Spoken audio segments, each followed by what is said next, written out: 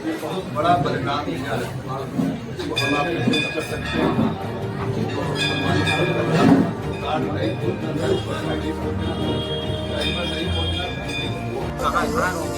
आप लगातार दावा कर रहे हैं 27 को नहीं, 2027 में राष्ट्रीय अधिकार मोर्चा के रूप में हम लोग जिस तरीके से पहले विभिन्न जो पार्टी है, बसपा जनता पार्टी या विभिन्न पार्टियां जो पहले सवर्ण समाज को बंधुआ वोट बैंक के रूप में एक तरीके से उनको लेती थी, अब विकल्प के रूप में हम लोग स्थापित हुए हैं राष्ट्रीय अधिकार मोर्चा। तो उत्तर प्रदेश में आप जानते ही हैं, बजरता जिले हैं, तो प्रत्येक जिले में हम लोग का जो संगठन है और 2027 के चुनाव के लिए पूरी तैयारी हम लोग कर रहे हैं। और जो हमारा संगठन है और सवर्ण समाज, सनातन समाज सब साथ में है। 2027 में जैसा कि मैंने बोला है कि हम लोग चुनाव लड़ते हुए अपनी सरकार बनाने जा रहे हैं। क्या आपका फाइट होगा या नहीं, अभी हम लोग अपना संगठन है, हम लोग अभी अकेले जा रहे हैं। 403 सीटों में लड़ेंगे और 115 सीटें जो हम अपने सनातन समाज के लोगों की बाहुल्य सीट हैं।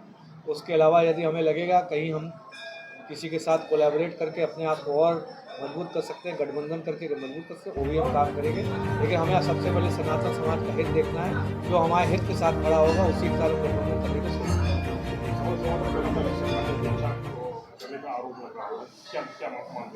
नहीं, ये तो देखिए गैर सनातनी सरकार है। पहले जो आप देखेंगे मौनी अमावस्या के दिन जो माघ मेले में प्रयागराज में मठों सीटों की चोटी खींचकर वृद्ध जो महाराज हैं, साधु सन्यासियों को पीटा जाता है। यूजीसी रेगुलेशन में सवर्ण समाज की आप जानते हैं कि उनके बच्चों का भविष्य बर्बाद करने के लिए जो केंद्र की गैर सनातनी सरकार है, यूजीसी रेगुलेशन 2026 लेके आई है। SC/ST एक्ट के माध्यम से पूरे सनातनी समाज को परेशान करने के लिए इसने SC/ST एक्ट में जो माननीय सुप्रीम कोर्ट ने सुभाष काशीनाथ महाराष्ट्र में महाराष्ट्र में निर्णय दिया था, 3 दिशा निर्देश दिए थे, ये मानते हुए कि सनातन समाज जनरल ओबीसी के मूल अधिकारों का उल्लंघन करता है। उन्होंने बोला था 3 डायरेक्शन में, प्रथम डायरेक्शन बिना जांच के SC/ST एक्ट में गिरफ्तारी FIR नहीं होगी, एंटीसिपेटरी बेल का प्रावधान दिया गया था, और तीसरा बिना शासकीय अनुमोदन के किसी सरकारी अधिकारी को कार्रवाई नहीं होगी।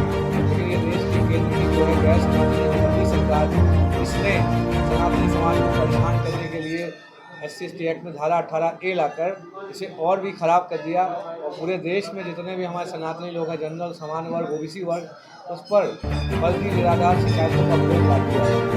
ये सरकार गैर सनातनी है, ये हमारे लोग नहीं हैं।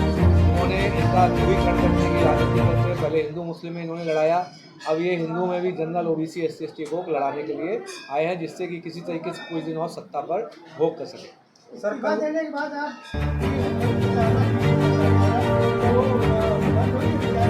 ये कोई प्रताड़ना लिखी हुई है, वही राम रथ यात्रा करती है। सूर्य भगवान प्रकाश उनका विराजमान है। इनके कुकर्मों का आप देख रहे होंगे, दिन प्रतिदिन इनके कुकर्मों का प्रकटीकरण हो रहा है। विभिन्न मीडिया चैनलों में देख रहे होंगे। अभी एक हाल ही में एक बहुत सीनियर पत्रकार ने भी कुकर्मों का प्रकटीकरण किया है। अब आप देखिएगा इनके ये 2026 में इनका खात्मा होने जा रहा है। सभी के कुकर्मों उन्होंने 15-20 सालों में किए हैं, सभी का इनका अंत होने जा रहा है। सर, कल खुद शंकराचार्य जी बस्ती से जो है सवालों को एक ही इकट्ठे हुए, उन्होंने कहा कि भाजपा के खिलाफ आप 2027 में वोट करिए। इस पर आप क्या कहना चाहते हैं? नहीं, देखो, जो भी गैर सनातनी लोग हैं उनके खिलाफ वोट करिए। उन्होंने मुझे नहीं लगता किसी का नाम नहीं दिया, लेकिन जो गैर सनातनी लोग हैं जो जीरो दे दिया उनको कटवा रहे हैं, उनकी चोटी खिंचवा रहे हैं। ऐसे लोगों जो SC/ST एक्ट से फर्जी जो शिकायतें लगवा रहे हैं, जो आपके SC/ST एक्ट के माध्यम से आपके घर का गहना बेच रहे हैं, गरीब परिवारों का कोई समस्या नहीं सुन रहा है, ऐसे लोगों के खिलाफ पूरे जनता को सनातन समाज में खड़ा होना। और मैंने बताया कि हम लोग राष्ट्रीय अधिकार मोर्चा विकल्प के रूप में स्थापित हुए हैं। हम लोग 2027 में चुनाव लड़ते हुए सरकार अपनी बनाने जा रहे हैं।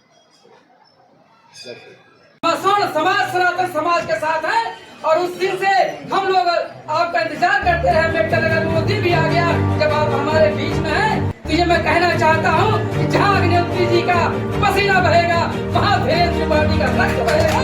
और आने वाले समय में पूरे उत्तर प्रदेश सहित देश में राम राज्य काम होगा, राम राज्य आएगा। इन्हीं सब बातों से अपने बाणी विरा देता हूँ।